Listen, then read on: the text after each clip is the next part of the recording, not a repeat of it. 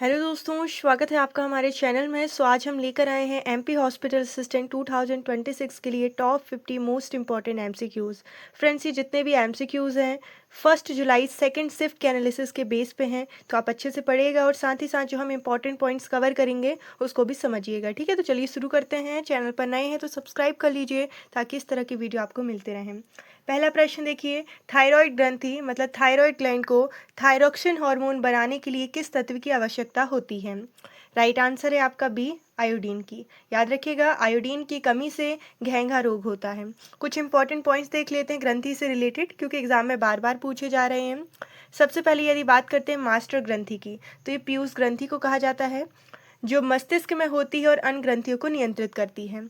ठीक है। Now next देखते हैं वृद्धि हार्मोन मतलब ग्रोथ हार्मोन। यह पीयूष ग्रंथि से निकलती है। इसकी कमी से बौनापन और अधिकता से भीमकायत्व होता है। तो दोनों याद रखिएगा, कमी से क्या होता है और अधिकता से क्या होता है। ठीक है। आपातकालीन या फिर जो लड़ो या उड़ो हार्मोन होता है, ये किसको कहा जाता है? एड्रिनल ग्रंथि से निकलने वाला एड्रेनालिन को हार्मोन को कहा जाता है। ठीक है, जो कि तनाव डर के समय निकलता है। नाउ नेक्स्ट देखते हैं, देखिए ग्रंथि, ठीक है, गले में स्थित होती है। इससे थायरोक्सिन हार्मोन निकलता है, जिसके निर्माण के लिए आयोडीन अनिवार्य है।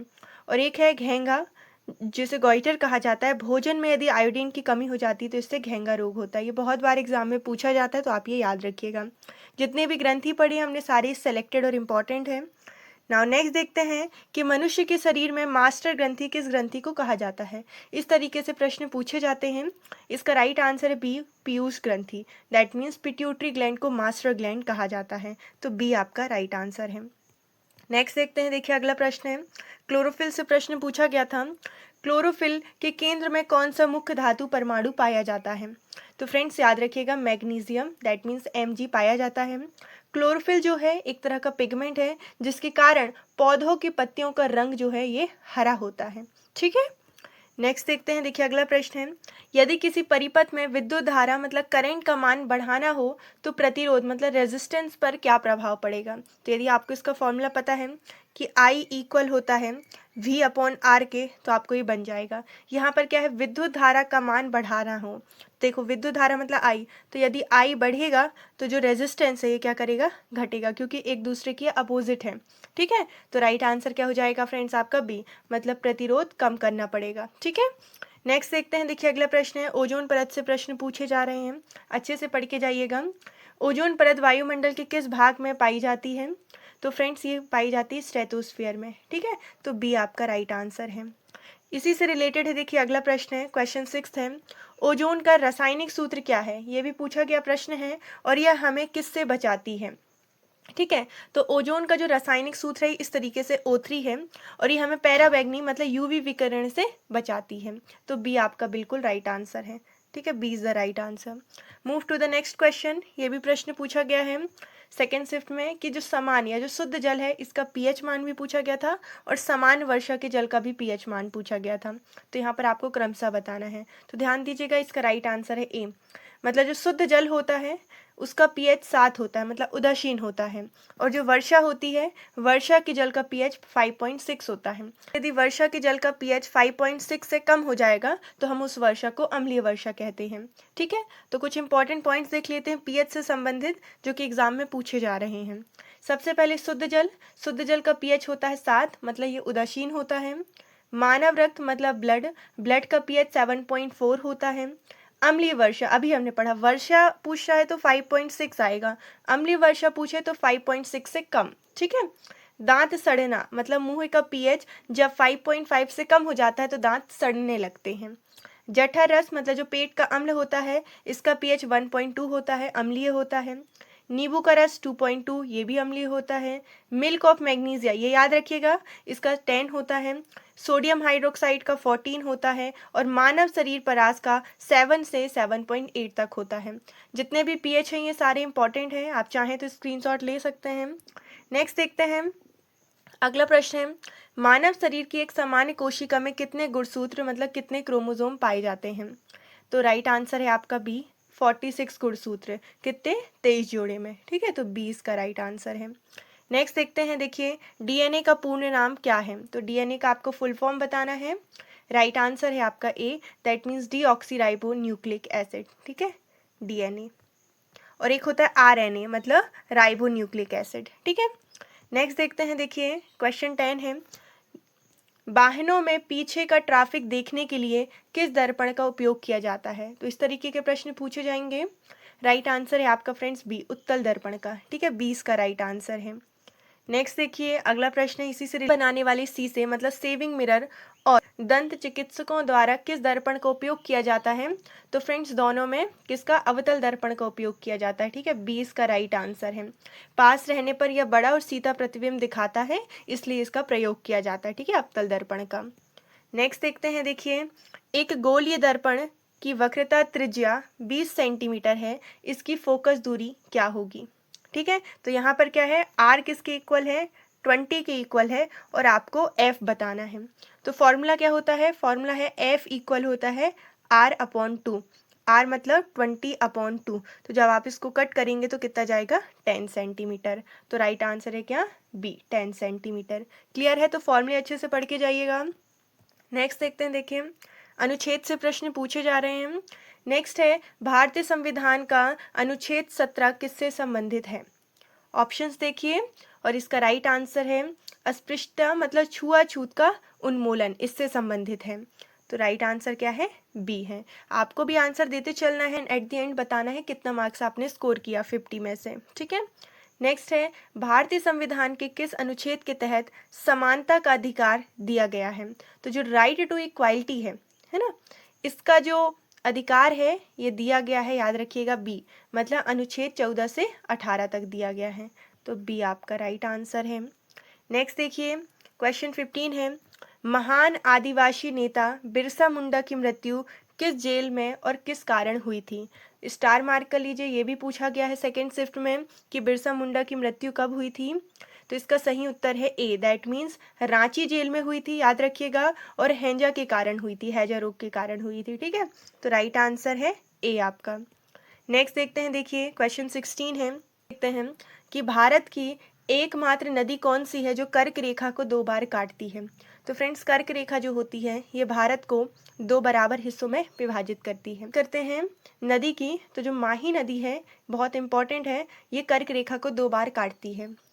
नेक्स्ट देखते हैं अगला प्रश्न है 7, जब कोई सामान या वस्तु विदेशों मतलब बाहर से भारत में मंगवाई जाती है तो उस पर लगने वाले टैक्स को क्या कहते हैं? ठीक है, ये इंडिया है, और इंडिया में जब हम कोई चीज़ बाहर से मंगवाते हैं और जो टैक्स लगता है उसको कहा जाता है आयात शुल्क, ठीक है, सीमा शुल्क जिसे कहा जाता है, ठीक है।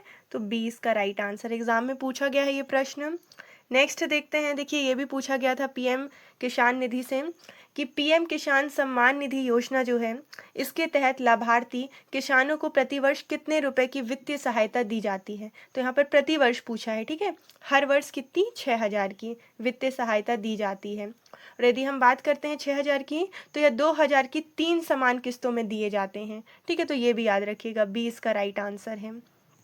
नेक्स्ट देखते हैं, देखिए क्वेश्चन 19 है, सरकार द्वारा कृषि उत्पादों पर किसानों को दी जाने वाली न्यूनतम मूल्य गारंटी को क्या कहा जाता है? तो फ्रेंड्स ये भी बहुत इंपॉर्टेंट है, याद रखिएगा, इसको कहा जाता है एमएसपी मतलब मिनिमम सपोर्ट प्राइस, ठीक है, मिनिमम सपोर्ट प्राइस मतलब 20 का राइट आंसर है। नेक्स्ट देखते हैं अगला प्रश्न है क्वेश्चन 20 है कि भारत में जो योजना आयोग है इसको बदलकर किस नए संस्थान का गठन किया गया था? तो ये एक ऐसा प्रश्न है जो कि ऑलमोस्ट हर बार पूछा जाता है।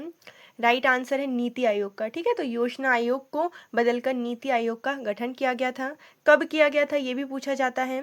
तो ये किया गया था 1 जनवरी 2015 को, ठीक है, और इसके अध्यक्ष जो होते हैं ये प्रधानमंत्री होते हैं। नेक्स्ट देखते हैं, देखिए 21 है कि राम वृक्ष बेनीपुरी द्वारा रचित जो बाल गोविंद भगत पाठ में भगत जी ने अपने गले में कौन सी माला पहनते थे? सिंपल ये बताना है कि जो भगत जी थे वो अपने गले में कौन सी माला पहनते थे? तो फ्रेंड्स वो पहनते थे तुलसी के जड़ों की बेडोल माला, ठीक है। तो ए आपका राइट आंसर है, याद रखिएगा। नेक्स्ट देखते हैं, देखिए बाल गोविंद भगत किस कवि या संत को अपना साहब मानते थे और उन्हीं के गीतों को गाते थे? तो वह कबीरदास जी को, ठीक है, अपना साहब मानते थे और उन्हीं के गीत गाते थे। सी इसका राइट आंसर है।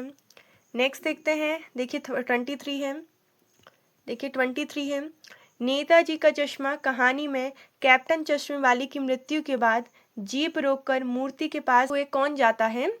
तो ये जाता है हालदार साहब। ठीक है, सी इसका राइट आंसर है। क्लियर। नेक्स्ट देखते हैं, देखिए क्वेश्चन 24 है, महाकवि सूर्यकांत त्रिपाठी निराला जी की प्रसिद्ध आत्मकथ्य शैली की कविता कक्षा 10वीं में कौन सी संकलित है? तो फ्रेंड्स ये उत्साह और अट नहीं रही है, ये संकलित है। ठीक है, तो बी आपका राइट आंसर है। देखिए 25 है, बाल समय रवि भक्षी लियो तब तीन्हों लोग भयो अंधियारो। इस पंक्तियों में हनुमान जी द्वारा बचपन में सूरज को निगलने का वर्णन है और यह कौन सा रस है?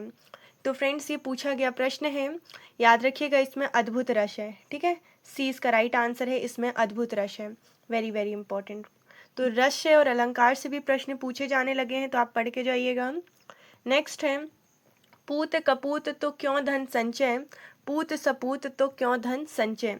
जहाँ शब्दों या वर्णों की आवृत्ति हो परंतु अन्वय करने पर अर्थ बदल जाए, वहाँ कौन सा अनुप्रास होता है? तो फ्रेंड्स यहाँ पर होता है लट अनुप्रास। ठीक है, सी इसका राइट आंसर है, इससे भी प्रश्न पूछा गया है। नाउ नेक्स्ट देखते हैं, देखिए अनुप्रास से डिटेल में प्रश्न पूछा गया है। नेक्स्ट है, छंद शास्त्र में जिन छंदों की गणना मात्राओं के आधार पर की जाती है उन्हें क्या कहते हैं? तो देखिए ऑलरेडी यहाँ पर क्वेश्चन में ही आंसर छुपा है, तो मात्राओं के आधार पर की जाती है तो उसको मात्रिक छंद कहते हैं। ठीक है, 20 का राइट आंसर है। क्लियर। नेक्स्ट देखते हैं, देखिए चौपाई छंद के प्रत्येक चरण में कितनी मात्राएं होती है? तो ये भी इसको स्टार मार्क कर लीजिए, ये भी बहुत बार पूछा जा रहा है। तो राइट आंसर है आपका 16 मात्राएं होती है। ठीक है, सी इसका राइट आंसर है। नेक्स्ट, दोहा छंद के पहले और तीसरे चरण में कितनी कितनी मात्राएं होती है? तो पहले और तीसरे में होती हैं 13 मात्राएं। ठीक है, राइट आंसर है आपका बी। तो कुछ हम इंपॉर्टेंट पॉइंट्स पढ़ लेते हैं छंद से रिलेटेड, क्योंकि एग्जाम में छंद बहुत बार पूछ रहा है। तो देखिए के जनक पिंगल ऋषि को छंद शास्त्र का आदि प्रणेता माना जाता है और इसलिए इसे पिंगल शास्त्र भी कहते हैं। ठीक है, सबसे पहले हम बात करते हैं चौपाई छंद की। तो चौपाई छंद यह एक सममात्रिक छंद है, इसके 4 चरण होते हैं और प्रत्येक चरण में 16 मात्राएं होती हैं। याद रखिएगा, मात्राएं अच्छे से याद रखिएगा। दूसरा है दोहा छंद। दोहा छंद एक अर्ध सममात्रिक छंद है। ठीक है, इसके पहले और तीसरे मतलब विषम चरणों में 13 मात्राएं होती हैं और दूसरे और चौथे मतलब सम चरणों में 11 मात्राएं होती हैं। ठीक है, और जस्ट इसी का अपोजिट है, देखिए सोठा। सोठा छंद की बात करें तो यह भी एक अर्ध सममात्रिक छंद है। देखिए दोहा भी है और सोठा दोनों ही अर्ध सममात्रिक छंद है।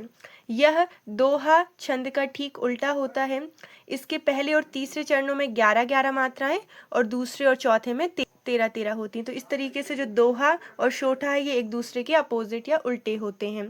ठीक है, तो जितना भी हमने पढ़ा एग्जाम पॉइंट ऑफ व्यू से बहुत ज़्यादा इंपॉर्टेंट है, अच्छे से पढ़ लीजिएगा। नेक्स्ट देखते हैं 30 है, श्रृंगार रस का स्थायी भाव क्या है जिसे रस राज भी कहते हैं? तो इसका राइट आंसर है रति मतलब प्रेम। तो श्रृंगार रस का स्थायी भाव प्रेम है और इसे रस राज भी कहते हैं, ये भी याद रखिएगा, रस राज।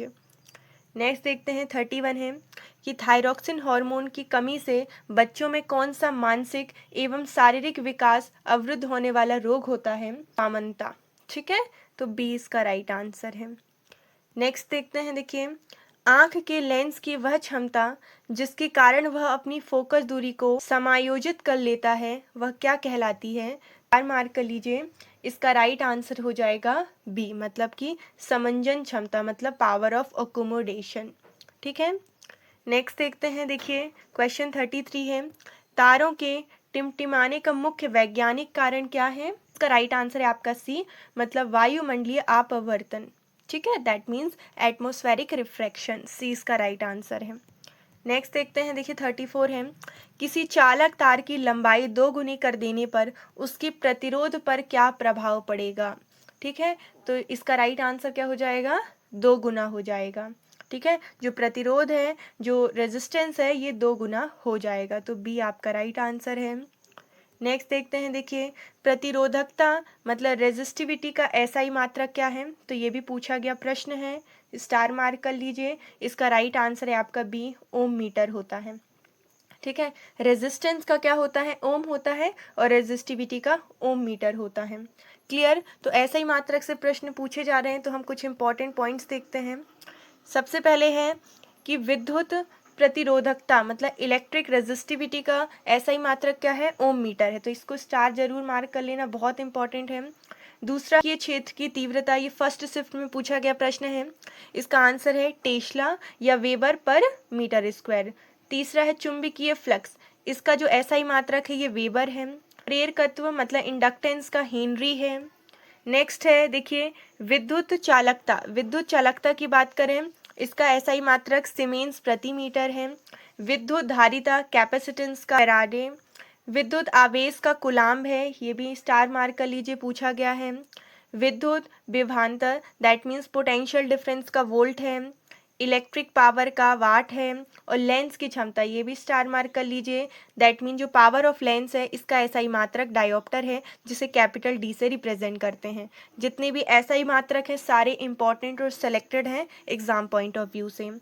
नेक्स्ट देखते हैं, देखिए 36 है कि CFC मतलब कि क्लोरोफ्लोरोकार्बन का मुख्य रूप से कहाँ उपयोग होता है, जो ओजोन परत को नुकसान पहुँचाता है। तो फ्रेंड्स इसका जो उपयोग है याद रखिएगा, ये रेफ्रिजरेटर, AC और फ्रिज में होता है इसका उपयोग, ठीक है। 20 का राइट आंसर है। और दीजिएगा ये ओजोन परत को नुकसान पहुंचाता है। नेक्स्ट है देखते हैं अगला प्रश्न 37 कि मानव में लिंग निर्धारण बॉय और गर्ल किस गुणसूत्र पर निर्भर करता है। तो फ्रेंड्स ये निर्भर करता है पिता के Y गुणसूत्र पर, ठीक है। स्टार मार्क कर लीजिए, ये भी पूछा जा रहा है, तो B आपका राइट आंसर है। Move to the next question 38 है, एक अवतल दर्पण के सामने वस्तु को कहाँ रखा जाए कि उसका जो प्रतिबिंब है मतलब जो इमेज है ये वास्तविक, उल्टा और वस्तु के ठीक बराबर आकर बने।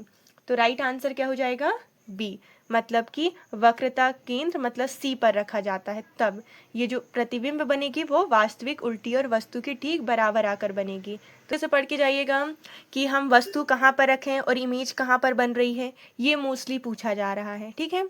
नेक्स्ट है देखते हैं, देखिए 39 है, संसार की समर स्थली में धीरता धारण करो। देखिए इस पंक्ति में धा और जो रा वर्ण है ये बार बार आ रहे हैं, बार हो जाएगा, तो आई थिंक सभी से बन जाना चाहिए अनुप्रास अलंकार, ठीक है।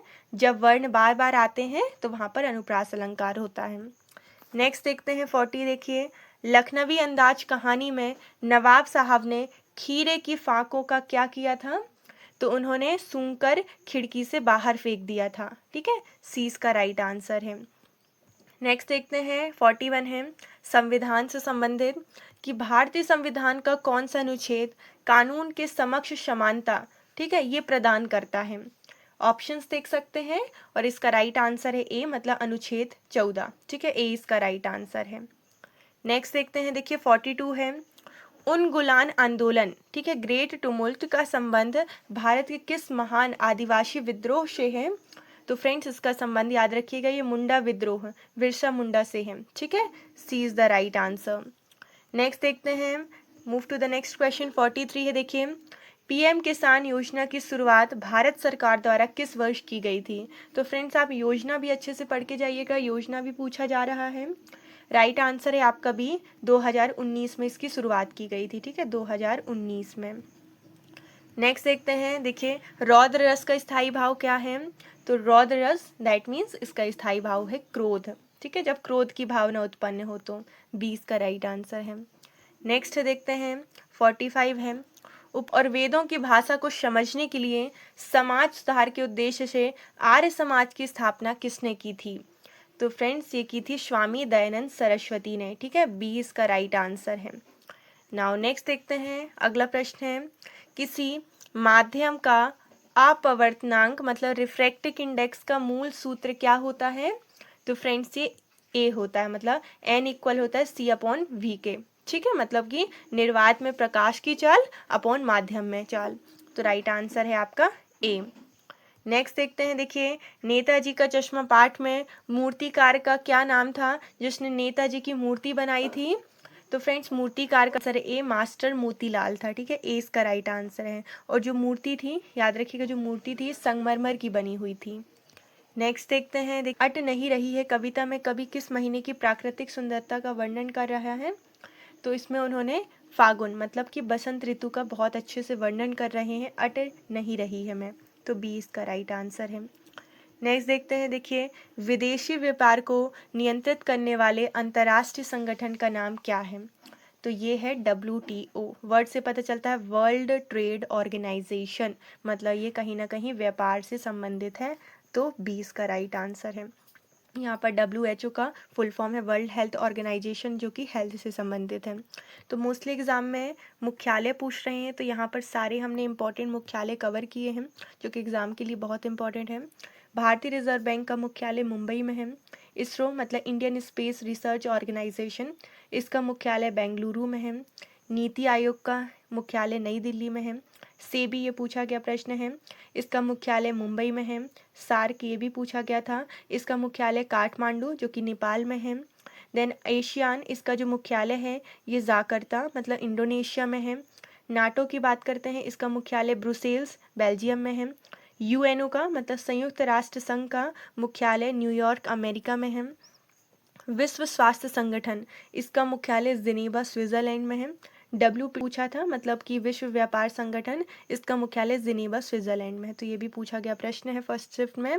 तो इस तरीके से जितने भी मुख्यालय हैं ये बहुत इंपॉर्टेंट हैं। नेक्स्ट देखते हैं, क्वेश्चन 50 है, हमारे पेट अमाशय में भोजन को पचाने के लिए कौन सा प्राकृतिक अम्ल स्रावित होता है जिसका पीएच लगभग इतना होता है 1.2? तो राइट आंसर है हाइड्रोक्लोरिक अम्ल, ठीक है, HCl। आज हमने टोटल 50 क्वेश्चंस कवर कर लिए, सारे ही इंपॉर्टेंट और पूछे गए प्रश्न हैं। Thank you so much. Video पसंद आया देन प्लीज़ लाइक कीजिए, शेयर कीजिए, सब्सक्राइब कीजिए।